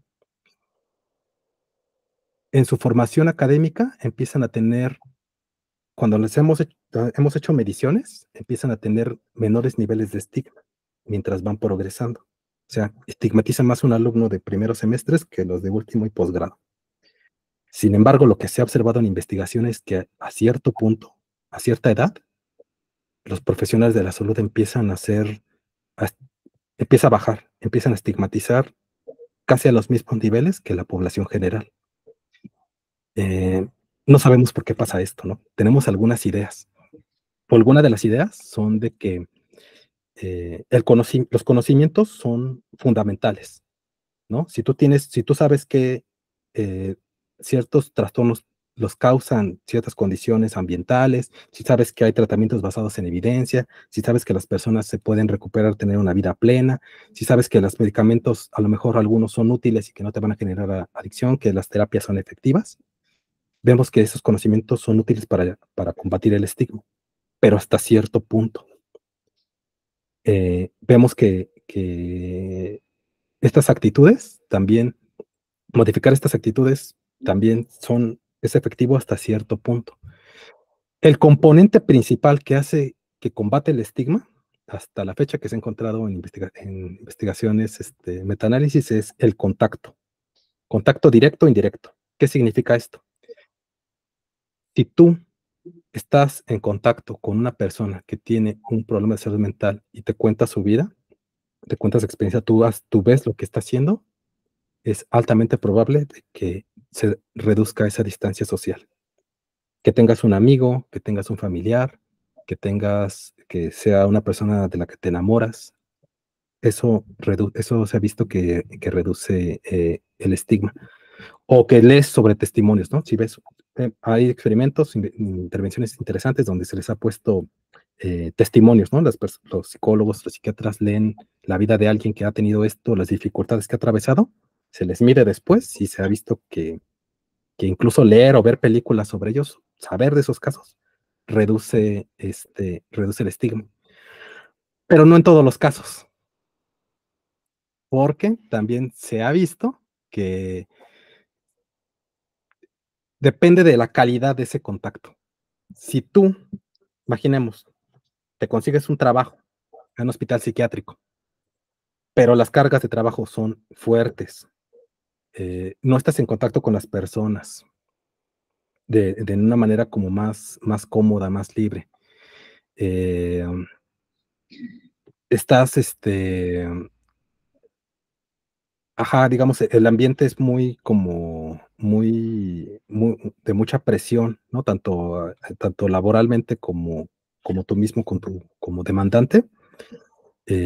Ese contacto se disminuye. O simplemente que sea un trabajo que no quieras, ¿no? Imaginemos, por ejemplo, el policía que está custodiando el hospital psiquiátrico, ¿no? Si era un trabajo que no quería, se ha visto que eso deteriora mucho, a pesar de que está en contacto, ¿no? Digamos, todos los días a estas personas con estas condiciones, le genera mucho más estigma. O, por ejemplo, en familiares, si a ti te toca cuidar a tu mamá, ¿no? Por ejemplo, tu hermano, y, y te empieza a representar mucho trabajo, lo empiezas a hacer más como forzosamente, y es altamente demandante, ese contacto juega en contra y te hace todavía que los estigmatices más, ¿no? Que digas, ah, bueno, pues yo he vivido tantos años con esta persona y no mejora. Es que mi hermano, mi mamá no se esfuerzan lo suficiente, no quieren salir adelante. Entonces, vemos que aún a día de hoy, pues, por ejemplo, las intervenciones esas son del tipo de intervenciones que más evidencia ha tenido, o la variable que ahorita a la que más le apuestan las intervenciones, pero vemos que también tiene sus fallas. Son fallas que todavía necesitamos resolver, ¿no? Entonces, es una área bastante interesante aquí. Si alguien de aquí estudia estigma y le interesa eso, y quiere un tema de tesis, resuelva ese problema porque nos va a ayudar muchísimo para poder entender, ¿no? En qué contextos el contacto es bueno, cómo podríamos dar un contacto de calidad, ¿no? ¿Qué variables deberíamos abundar? O cuál es el componente mágico que hace que este contacto sí sea como más efectivo. Lo podemos ver, ¿no? Por ejemplo, hay una idea interesante por ahí, que salió en el Handbook de Estigma, apenas que se publicó hace unos años, que decía que no tanto podríamos intentar incluso no combatir los prejuicios que hay o los estereotipos, sino más bien que las personas se consideren del mismo grupo.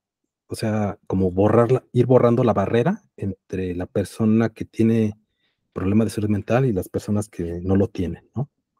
Que en ese momento no lo tienen. Entonces, eso hace que las personas se sientan, ya se rompe este patrón de nosotros contra ellos, porque ya somos todos, ¿no? O sea, eres tú que en algún momento le puede dar eso.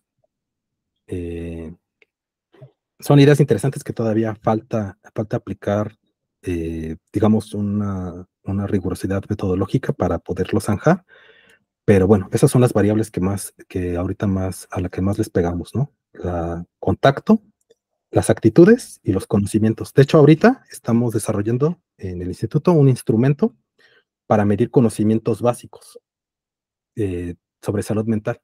Consideramos que si esta que les mencionaba, tener conocimientos básicos es un elemento para poder determinar si, eh, por lo menos debe ser la base, ¿no? Para la cual, pero ¿dónde ponemos la marca, ¿no? ¿Qué es el mínimo conocimiento que debe tener una persona en salud mental para no estigmatizar? No sé, saber que los medicamentos que hay terapias efectivas, saber que los medicamentos pueden ser efectivos, saber que las personas se pueden recuperar, eh, hasta qué punto debemos de cubrir, ¿no? Este gap de ignorancia que hay en la comunidad. Son tres componentes, conocimientos, actitudes y el contacto.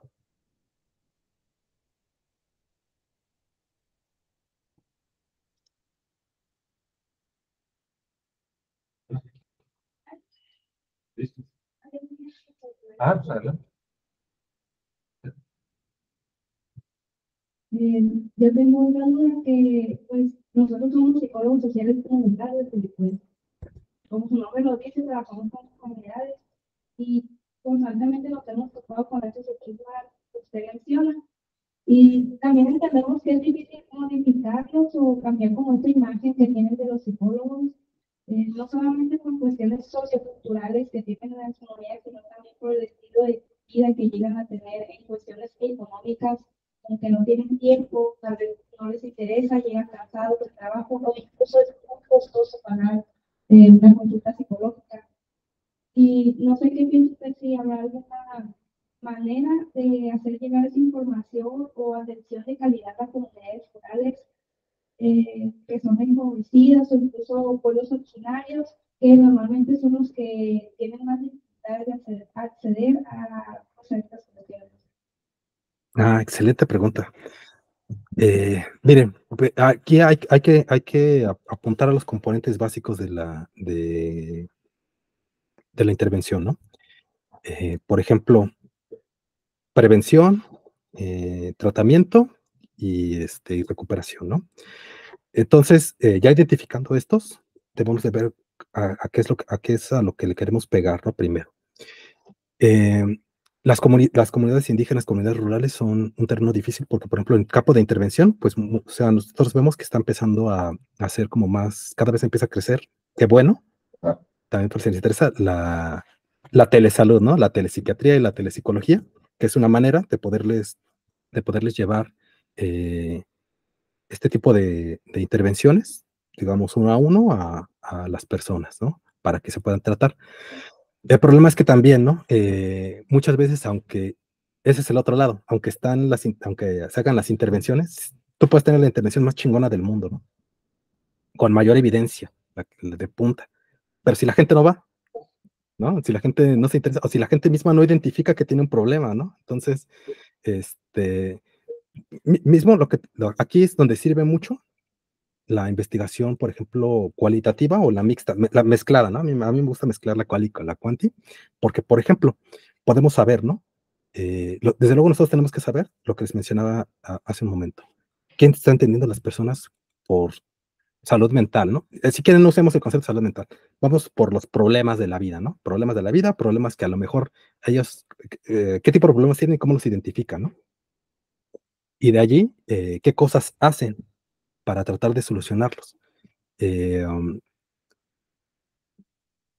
¿A quién recurren, no? ¿Cuánto tiempo se tardan?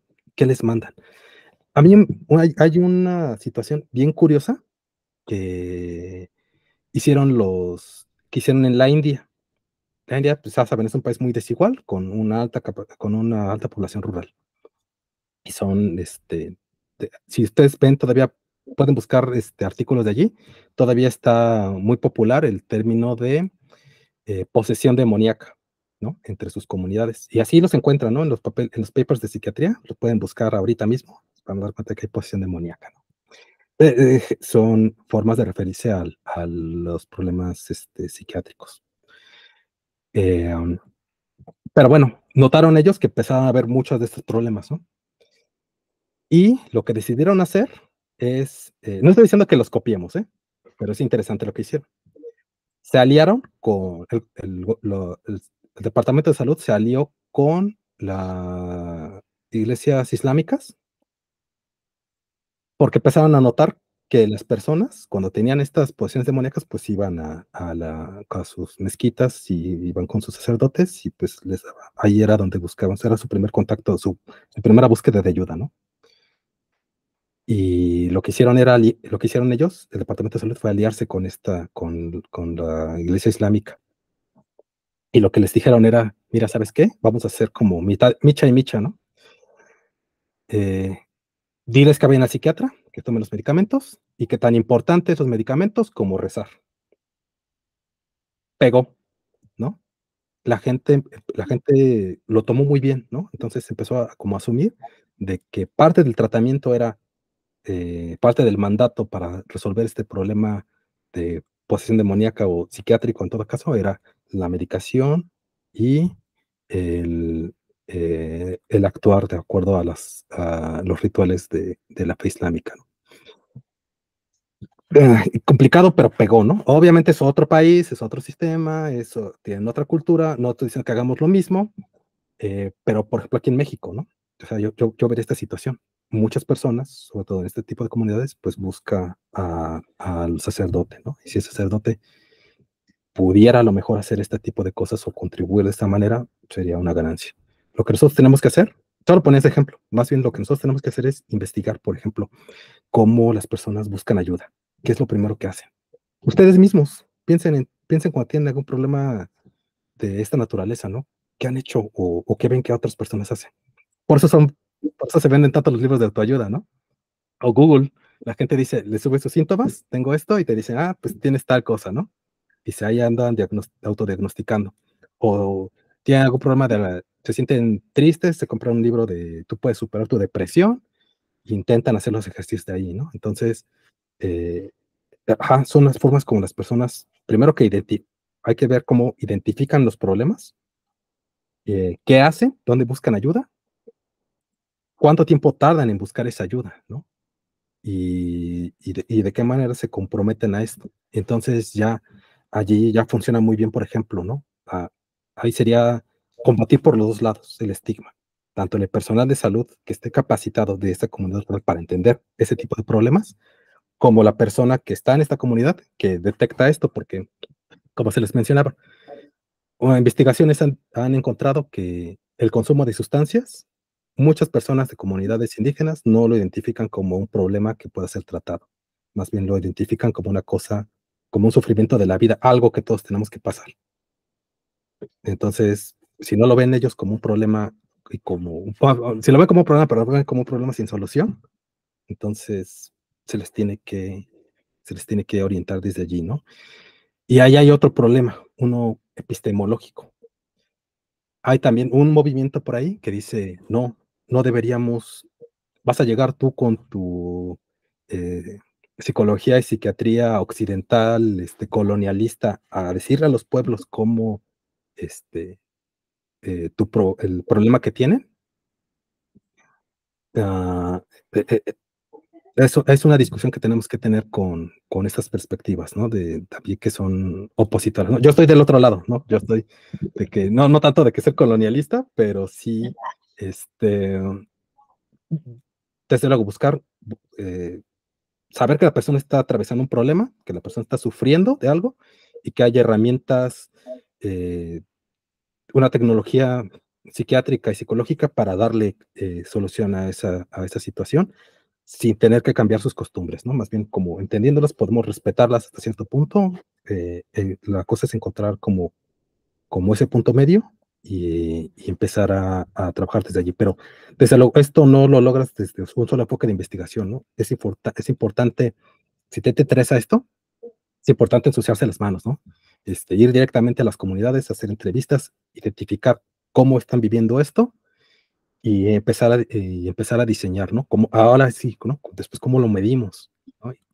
¿Qué intervenciones podemos meter aquí, ¿no? ¿Cómo podemos hacer? ¿Qué tan larga puede ser, ¿no? ¿Cómo se las podemos administrar? ¿En qué lugares? ¿No? Hacemos una app, hacemos un blog de internet, repartimos folletitos, hacemos clases, no sé, ¿no? Nos peleamos con las iglesias para que te den espacio, algo así, ¿no? Pero lo importante es saber qué tiene, cómo se está manejando la comunidad, cómo está respondiendo y cómo entienden los problemas ellos.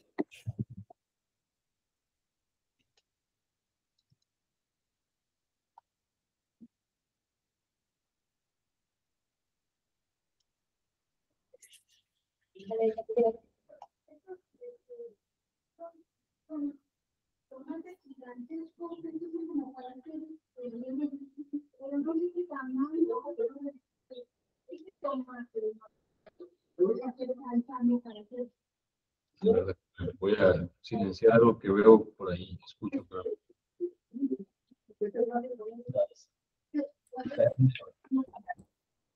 ¿no?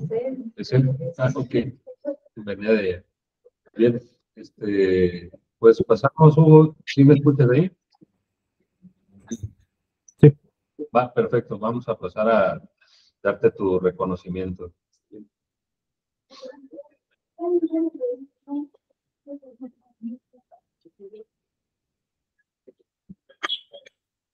la Universidad Autónoma Indígena de México, Programa Chicable del Programa Educativo de los Sectores de Economía Social y Comunitaria, otorga la presente constancia al doctor Hugo Noel Valdivia Ramos por su participación como expositor en la conferencia El estigma de la salud mental, un problema de salud pública, llevado a cabo en el marco de la jornada académica Salud Mental Comunitaria en la Universidad de Juegos, el día martes 7 de mayo en las instalaciones de nuestra universidad. Atestamos toda la gente, todos los pueblos. Muchas gracias.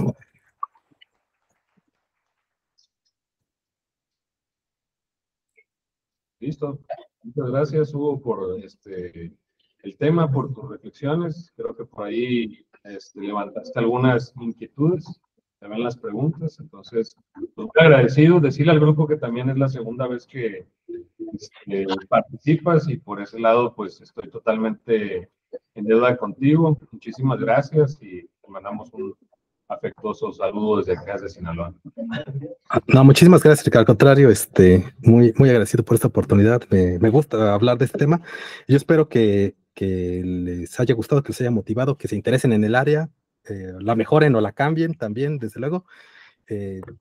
Si quieren material al respecto, esto es completamente gratis del instituto, pero si no los encuentran, pues me escriben, por favor, o me escriben al Face, me escriben a mi correo electrónico. Está disponible y pues ojalá y haya mejorado un poco el interés en esta área, que está creciendo mucho, entonces a nivel mundial, ojalá les guste. Y si es eso, pues ahí nos estamos leyendo.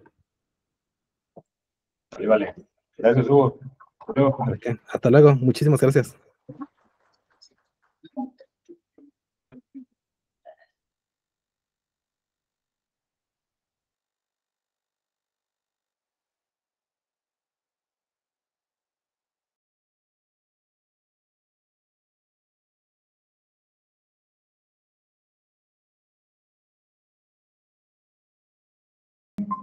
Y antes los café y galletas de atrás y ahorita en unos minutos habrá otra conferencia. Pues sí,